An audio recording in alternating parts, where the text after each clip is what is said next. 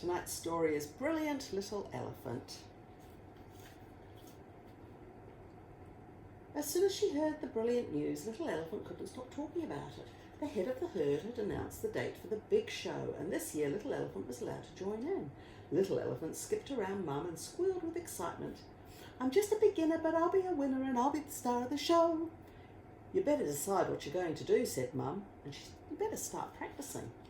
Little Elephant set off straight away in search of ideas. "Look at me," cried Little Elephant's cousin from the side of the lake. "I've made some mud balls and I'm juggling." Little Elephant watched eagerly. "That's brilliant," she squealed. "Let me try," and she made some mud balls for herself. "I'm just a beginner and I'll be a winner and I'll be the star of the show." But juggling was harder than it looked, and one by one the mud balls biffed Little Elephant on the nose. "Ouch!" she cried, and then she dived into the lake to get clean. "Look at us," said Little Elephant's uncles from the middle of the lake. "We're swimming in time together." Little Elephant watched eagerly. "That's brilliant," she said. "Let me try," and she splashed across to her uncles. "I'm just a beginner, but I'll be a winner and I'll be the star of the show." But swimming in time was harder than it looked, and soon all the uncles were out of time too. "Sorry," said Little Elephant, and she swam to the side of the lake to give her uncles some space. "Look at me," said Little Elephant's friend from the bank. "I'm blowing bubbles with my trunk." Little Elephant watched eagerly. "That's brilliant," she squealed. "Let me try," and she dipped her trunk in the water and burbled. "I'm just a beginner, but I'll be a winner, and I'll be the star of the show."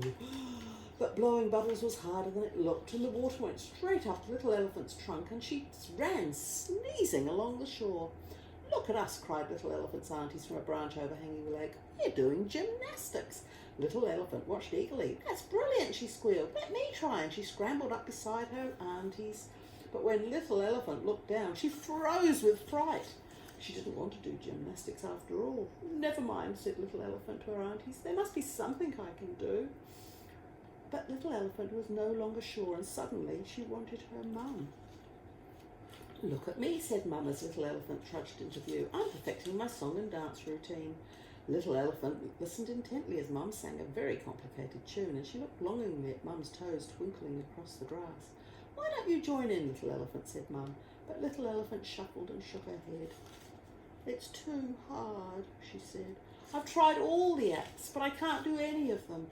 Little Elephant's mum stopped dancing and began to think. At last she had a brilliant idea. "I know what you can do, Little Elephant," she said, and off she went to the head of the herd to arrange it.